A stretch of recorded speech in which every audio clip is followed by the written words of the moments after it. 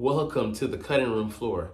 You're gonna see a couple of feathers here, but hey, we'll clean the mess up and get those filthy animals out of here. What's up, it's your boy Cintron, coming back at you with another analysis video, and to kid you not, that's my real name. Eagles 53-man roster prediction, post 2024 NFL Draft Edition.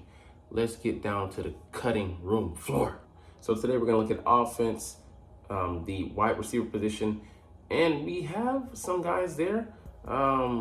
They say maybe 12, I don't know if that's 12 guys that we have at the position, with all the undrafted free agents and roster riffraff we have in camp. And no slight to them, but they're not going to be in the future plans.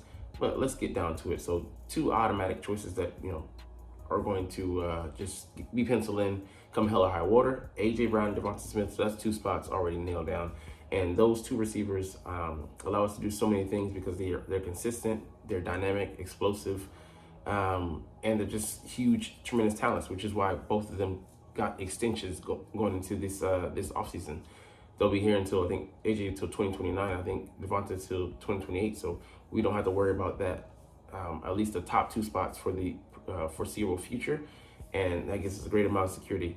Now, whether the Eagles want to really identify and bring in or highlight and try to draft a guy to be that third guy going into next offseason, I don't know, but maybe they have him on the roster already, or they're going to definitely try to sort things out to try and see if that guy is within our ranks.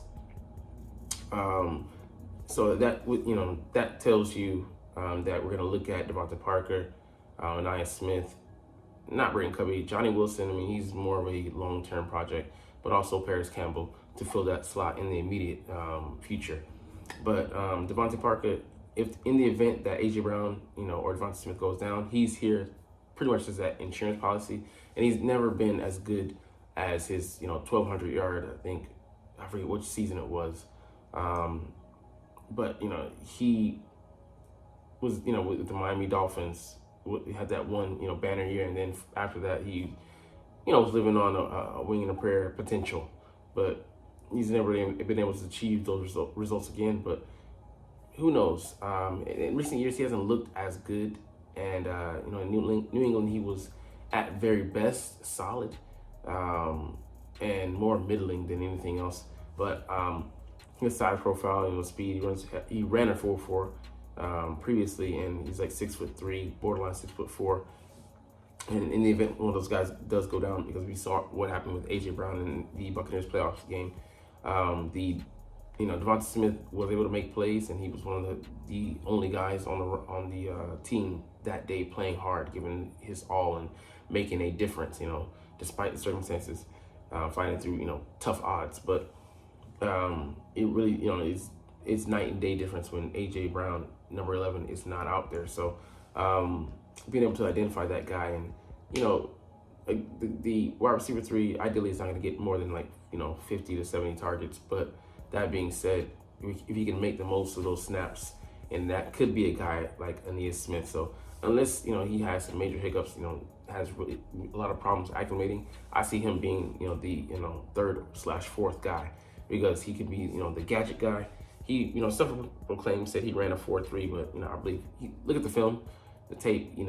I would say 4.4 range for him.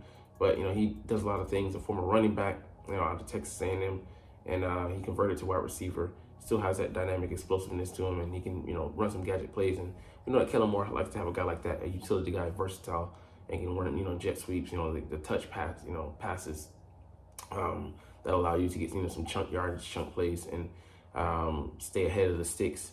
But I think definitely if he can pick up where he left off and then play in between guys like AJ Brown and Devonta Smith, he can do a lot of damage on the interior, different formations. Him and Saquon Barkley in the backfield. I mean, him and Will Shipley. There's a lot of things you could ship. No pun intended. No pun intended. Damn it. But I like him as a player. I mean, I'm loving the guys that I'm discovering more about. Their games and seeing what they can do and how they would project in this offense. And Kellen Moore just has to be a mad scientist and go out there and work with those guys, and put those guys in great positions to be successful, and working between the talents. So, they're working with tight end that we have. He's pretty damn good. We'll get to him in a later date. But what are we gonna find in that receiver? Britton Covey, he's not going anywhere. So that's 1, 2, I would say 3, 4 guys that are slated to be on the roster.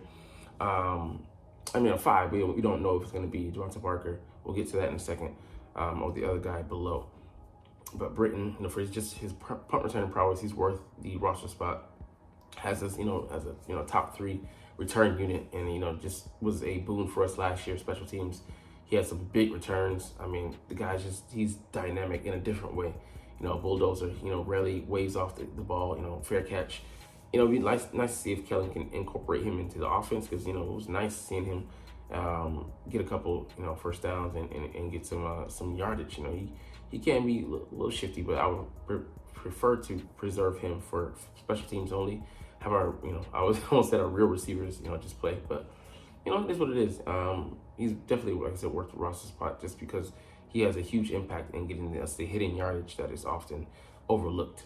Johnny Wilson, just by merit of his talent and not wanting another team to poach him, have him there, but he might not be able to offer us much this year. At the very least, I hope he can be a red zone weapon, but I still might be hoping for a lot, because they might be able to better use that roster spot, activating a guy like Aeneas Smith who would give us more, and be used in a wide variety of ways that Johnny Wilson quite isn't ready yet for. So but we do have other guys on the roster. Like I said, as of this moment, we'll have over 80, 90 players. Paris Campbell, I don't see him going to the practice squad. I say, I don't know. Him and Parker, I think we really need a slot guy, and then Devontae could be a guy you're not afraid to lose per se. Not say that we're doing that with Paris. We can call him up anytime, but you have those 3, and who's going to be the more consistent contributor? That is going to be the make or break with it. So I would see a slot guy, and Paris has been that throughout his career. Labeled as that, and Devontae, you don't really see him being that. He's the emergency guy on the outside, and yes, we do need a guy like that. He could moonlight there in the slot, but he's just really not that guy. He's more of an outside receiver. So I would say Paris to be that guy, but Joseph Ngata, I don't think he's quite yet ready to step up either. So another year on the practice squad for him. But we're not that heavy a receiver. We don't have 3, 4 deep position. AJ and Devontae make the attack go, and that's pretty much who we got. So that's who I have. Sticking with that at receiver. I wouldn't be opposed to picking someone up off the waiver wire, waiting to these free agency cuts happen, and then seeing who we can bring in. But it could get quite interesting because who knows who might drop. Alan Lazard might drop and might want a kind of more consistent guy who can produce, and you never know who it might be. So we'll see. But anyways, we'll get up out of here on that note. Shorter video for me, but you're not even watching though. But it's all good because I love making these videos and I love talking about the freaking Philadelphia Eagles. So we'll chunk the juices officially. But as always, it's fly Eagles fly, and let's motherfucking go. Like, comment, share, subscribe if you want. Thanks for watching. Check me out at Cintron, Cintron Anime, Cintron Life, or Cintron Laughs, or other social media.